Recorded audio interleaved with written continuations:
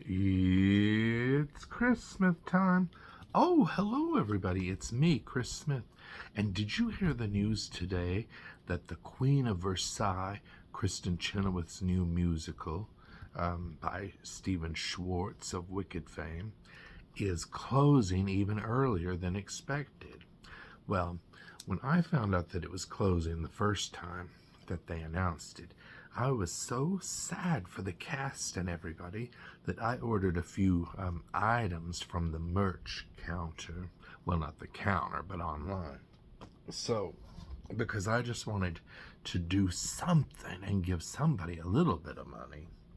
I know I should give it to a soup kitchen or something, but you don't get a good poster at the soup kitchen. That's terrible. Okay, so here is the Queen of Versailles poster.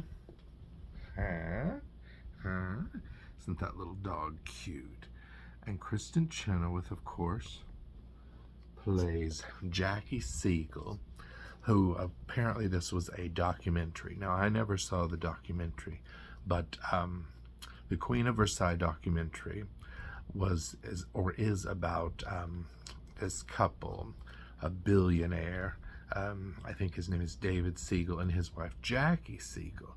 And Jackie's dream was to build a replica of the Palace of Versailles. And so her husband, who apparently would give her anything she wanted, said, I will build it for you. So they started construction, I think in the early 2000s, in Orlando, Florida, of course. And they're still building to this day. And the husband has since passed away. Apparently they lost a lot of their money during the whole stock market crash, whatever, in 2008. You know, I never had money. In 2008, I didn't have money. In 2025, I don't have money. It all goes to Broadway posters and merchandise. Oh, well, we all have our vices. But so, then they got their money back, and they continued to build, and so they made a musical about the documentary, and it's music and lyrics by Stephen Schwartz, book by Lindsay Ferrantino, and it's directed by Michael Arden, who brought us Maybe Happy Ending, and so many things. The Deaf West production of Spring Awakening, the reimagined Once on This Island that I didn't get to see because when it was coming here on tour to Los Angeles, the pandemic came, and like the month before it was supposed to come, of course everything was shut down, so they canceled the tour, of course. I'm still angry and bitter about it. But so anyway, what's strange, okay, so this show has not gotten good reviews. It started previews October 8th at the St. James Theater in New York. Is that correct? Yes, the St. James. Started previews October 8th, opened November 9th. Then, 15 days later, on November 24th, they announced that they were going to close the show on January 4th. Well, today, they announced that the show will actually close December 21st. So it's closing 2 weeks earlier than the original closing notice. But right before Christmas. So I felt sort of bad. And that's why I ordered this poster. I mean, now, mind you, that's not keeping the show open, of course. Even my ticket wouldn't do that. And I don't have a ticket. I'm not going to be able to go to New York to see this. I've heard a little bit of the music. And the songs that I've heard, I like. There's a few songs on Spotify, including Caviar Dreams, which is like their big single. Um, and I think it's catchy. You can sort of hear some people are like, that's a wicked ripoff. Um, you know, Stephen Schwartz has his own style, and I don't think it's a wicked ripoff. I like the song. Now, some of the, I guess it's sort of a divisive show because some people say that this is not the time for a show about a billionaire who wants everything and gets everything, and in these hard economic times. And other people say, it's a show about a woman who wants everything, gets everything, and then realizes she still will never be happy, which is very poignant. I mean, and others say it's just not a very good show. Now, I won't judge that because I'm obviously not getting to see the show, and I would love to see it. What else did I buy? Okay, here's one of the magnets. I bought 2 magnets. This says the American Dream at any cost. Now, on opening night, they released video of the cast taking their bow. Might have even been the first few previews they announced. You know how they put on Instagram and different social media sites, people, the cast coming out and taking their bows, and everybody was in these old-timey French sort of Marie Antoinette outfits. The women were in these big gowns, and the men were in those outfits with the hosiery and all these bright colors. I mean, the costumes looked impressive to me, and the set, my goodness, it was so giant. I really was interested in seeing this. Here's the other magnet. Isn't that nice? It's sort of like this, of course, this pose, but with a smile.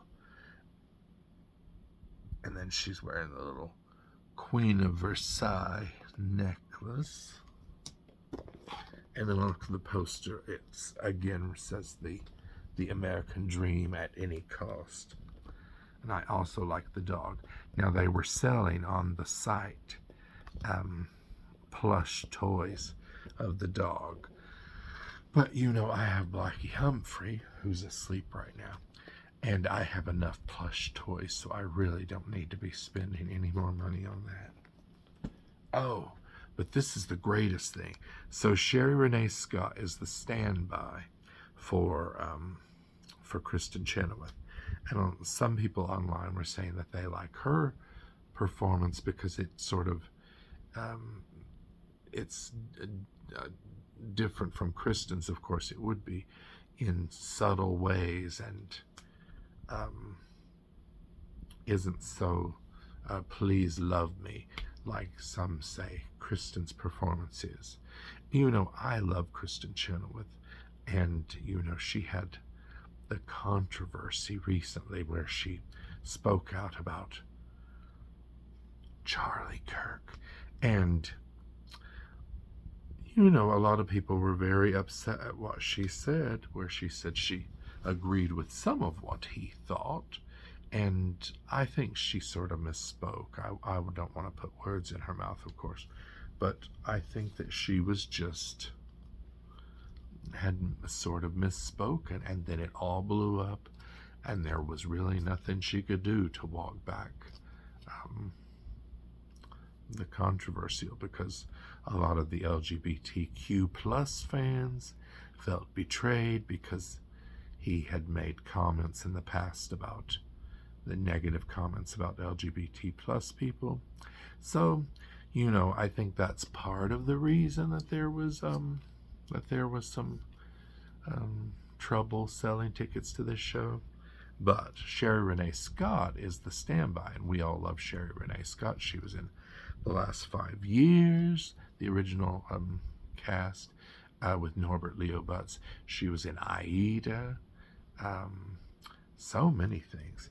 But somebody on this Broadway window cards group that I belong to on Facebook, they made, it's not a parody, it's just sort of mock-up of what the Sherry Renee Scott poster would look like.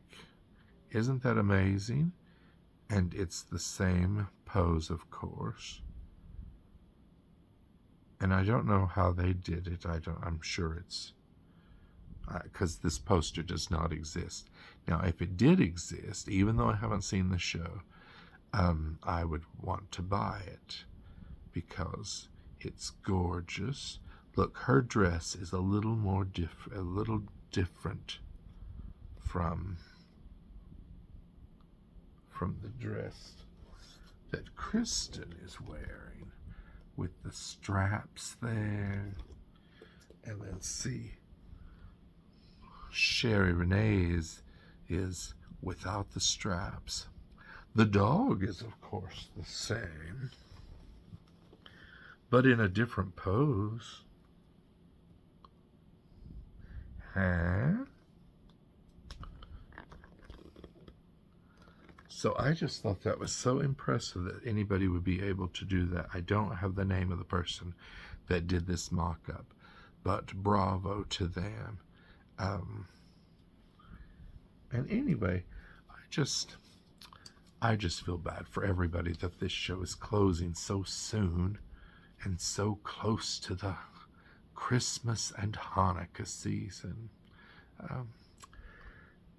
But anyway, oh, and you know, the gentleman who played Grampy in Boop, oh, what's his name? Stephen DeRosa. So Stephen DeRosa is also in The Queen of Versailles.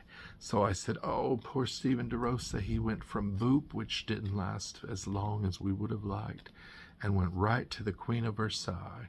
But, on the other hand, he's worked in 2 big Broadway shows in 2025, so that's pretty good. Oh, I still love Boop so much. Oh, and look at what I bought. I know we're talking about The Queen of Versailles, but look at this Boop album, autographed by Jasmine Amy Rogers and David Foster. They were selling them online on one of those online stores on Instagram, and I thought this album was just beautiful. I'm going to do another video where we talk about how Boop is getting the tour, and I'm going to show you all the merchandise that I've been buying for Boop because I'm still obsessed with it. But anyway, if you are in the New York area and are yearning to see The Queen of Versailles, you only have until December 21st. I think my friend Abigail's going sometime around then, but she said she ain't seeing The Queen of Versailles. So, oh well. Anyway, but if you have a hankering to go, hurry, you don't have much time. Okay, goodbye everybody. I'll see you the next time that it's Christmas time.